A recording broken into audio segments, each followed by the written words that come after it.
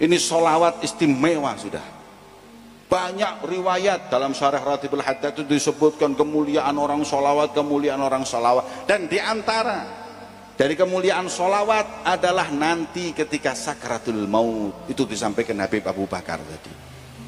Kalau sudah orang sakratul maut ini, ya Allah hadirin, hari yang paling genting buat kita semua. Kita hari-hari biasa 1-2 setan yang goda. Tapi kalau sudah sakratul maut, itu disebutkan Habib Abdul Qadir mengatakan 70.000. Dan setan mengerahkan semua daya upayanya untuk membuat orang itu mati su'ul khatimah. Ini menakutkan. Sudah begitu ditambah lagi, malaikat Israel ketika menyabut nyawa, sakit hadirin. Jangan lagi kita, Nabi ketika ditanya bagaimana rasanya ketika engkau dicabut nyawamu wahai Nabi, beliau menjawab rasanya seperti dikulitinya hewan hidup-hidup, nggak pakai disembelih. Itu sakratul maut. Setan mengerahkan semua daya upaya. Jangan lagi kita mau merasa aman. Ya kalau Habib Abdullah bin Husain bin Thahir, kita Imam Malik, tahu Imam Malik? Ketika sakratul maut didatangi setan, didatangi murid-muridnya mengatakan la ilaha illallah, kata Imam Malik, la, enggak. Imam, la ilaha illallah, enggak. Nangis muridnya Imam Malik ketika ditalkin bilang tidak. Kemudian ketika beliau sadar, orang meninggal itu kadang sakratul maut, kadang sadar, kadang sekarat, kadang sadar, selalu seperti itu. Kemudian pas sadar, muridnya berkata, Imam, kenapa? Tahu nggak kau ketika tadi aku katakan, aku talkin la ilaha illallah, kau berkata tidak. Beliau mengatakan, saya nggak mengatakan tidak kepadamu, tapi aku berkata kepada syaitan yang datang kepadaku dan berkata, engkau adalah orang yang soleh, kau berhasil dalam hidupmu wahai Imam Malik.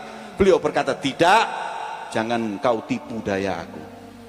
Kalau kau mengatakan kau orang soleh, ya aku orang soleh, berarti aku ujub meninggal dalam keadaan penyakit hati. Maka beliau mengatakan tidak. Iku Imam Malik, apalagi Haji Malik hadirin. Mana mau aman kita sakratul, apalagi 70.000 malaikat, 70.000 setan. Orang-orang kayak kita ini nggak usah 70.000 setan, setengah setan cukup hadirin. Kadang-kadang setan aja kalah sama kita hadirin. Terus gimana sakratul maut seperti itu? Pedih sakratul maut, setan banyak. Mereka orang yang bersolawat kepada Nabi Muhammad mendapat kemuliaan dengan hadirnya rauhaniyatu Rasulullah bersama orang-orang yang ketika sakratul maut setan lari. Sakratul maut setan lari, tapi tetap namanya sakit ya sakit hadirin. Wong Nabi aja ketika diambil nyawanya oleh Israel seperti apa? Kambing dikuliti hidup-hidup.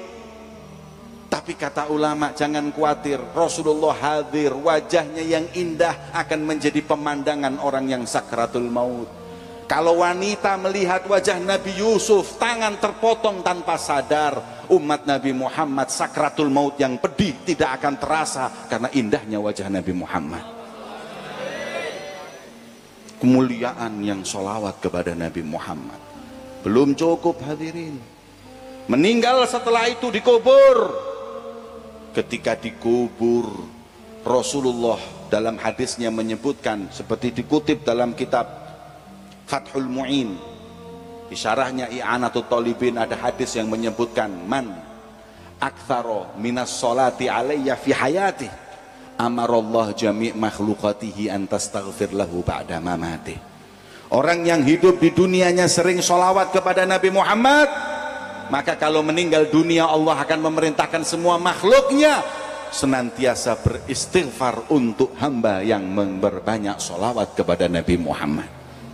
Masya Allah, untung kita sholawat keliling, setiap daerah yang kita sholawat ini semua nanti akan sholawat, akan istighfar untuk kita ketika meninggal. Beruntung, makanya pindah-pindah terus kemana-mana. Semakin banyak tempat yang kita sholawati, semakin banyak yang menjadi saksi dan akan mengistighfarkan kita nanti ketika mati. Terus ini dikubur, enak kan?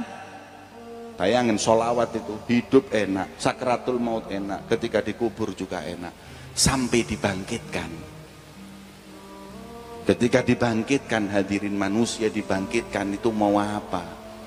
Hari yang menakutkan tersebut gak ada yang aman kecuali yang dekat dengan Nabi Muhammad. Gak ada yang aman, hadirin, kecuali yang dekat sama Rasulullah itu aman. Disebut manusia ketika itu datang kepada Adam, kata Adam, nafsi nafsi idhabu ila ghairi, datang kepada yang lain, ke depan sampai ke Rasulullah. Ketika Rasulullah yang akan memberi syafaat, Rasulullah memberikan syafaat, mengatakan analaha, sujud di hadapan Allah. Kemudian Rasul mengatakan beri syafaat. Yang diberi syafaat Nabi Muhammad yang dekat-dekat dulu, hadirin. Kita nggak bisa bayangin, kadang-kadang kita ini hadir majelis seperti ini, kayak gini ini, mau salaman sama Habib Mahdi aja nggak bisa, apalagi kalau sudah ada banser. Banser ini kalau sudah ada banser, hadir mau salaman diceples tangis, deket salaman diuncal, tapi beling bansernya salaman dewi. Beling napa nggih? Banser ini masya Allah cinta sama kiai sama habaib, walaupun kadang-kadang agak sedikit lebay. Enggak, saya pernah diundang ke Lamongan itu, hadirin, sama satu kiai, banser badannya kayak Kopassus, gede-gede. Begitu turun dari mobil, langsung tangan kanan saya pegang banser, yang sebelah kiri dipegang banser, suruh minggir, dirangkul sini kanan kiri. Sampai saya mikir, saya ini ulama apa koruptor ketangkep KPK saya ini? Tapi mending banser besar, saya juga lumayan besar. Yang kesian kiai yang sebelah saya, digitukan mumbul sikilnya, hadirin. Teriak ini kiai, beb, kulo niki kiai pemaling ayam, beb. Masya Allah, hadirin. Cinta sama ulama itu ada caranya. Ini harus belajar adab, hadirin.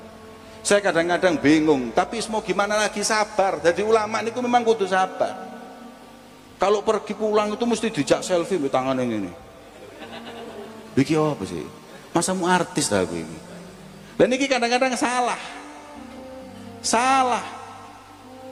Ada lagi, masya Allah, saya pernah diundang satu pengajian di pondok pesantren. Saya pakai serban gitu, kiainya minta, beb, saya minjem serbannya sebentar. Kenapa? Mau tabarukan seperti Imam Syafi'i kepada Imam Ahmad bin Hambal. Serban panjenengan saya pinjam, saya masukkan air biar diminum anak satu pondok.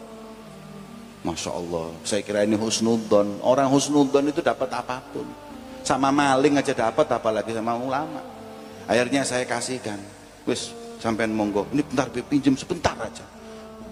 Muridnya disuruh ngambil ember. Cong, orang Madura, ambilkan ember, masukkan. Ngenom, kata orang Madura, suruh minum ini sana pondok. Terus dikasihkan, beb, matur soon, beb, terima kasih. Saya bingung, teles-teles iki dibalekno aku. Ya sampean angsal barokah kula sing masuk angin mari ngene. Hadirin, ini sampai endi kok iso menang banser iku mang ya apa sih? Nanti ketika kita di yaumil mahsyar, kita mau deket sama Nabi ini gimana, hadirin? Jamaah cuma 2000 salaman sama Habib Mahdi aja nggak bisa, apalagi ini 20 triliun. Kita dapat jatah di belakang mentit gak ketok nih. Mana mungkin kita bisa salaman sama Nabi? Sahabat di depan, wis model sahabat di depan, tabiin di depan, kemudian para aulia di depan. Kita ini ngemper di belakang, mentit gak ketok Nabi Muhammad, gak bisa. Mau dekat sama Nabi bagaimana? Tapi Kanjeng Nabi memberikan kepada kita solusi, hadirin. Apa kata Rasulullah? Aqrabukum minni manzilatan yaumal qiyamah aktsarukum alayya salatan. Orang yang paling dekat kedudukannya nanti di sisiku di hari kiamat adalah orang yang paling banyak sholawat kepada Nabi Muhammad. Maka beruntung kalian hadirin yang banyak sholawat sama Nabi. Maka setiap hari panjenengan hadir majelis seperti mendekatkan diri nanti di hadapan Nabi Muhammad.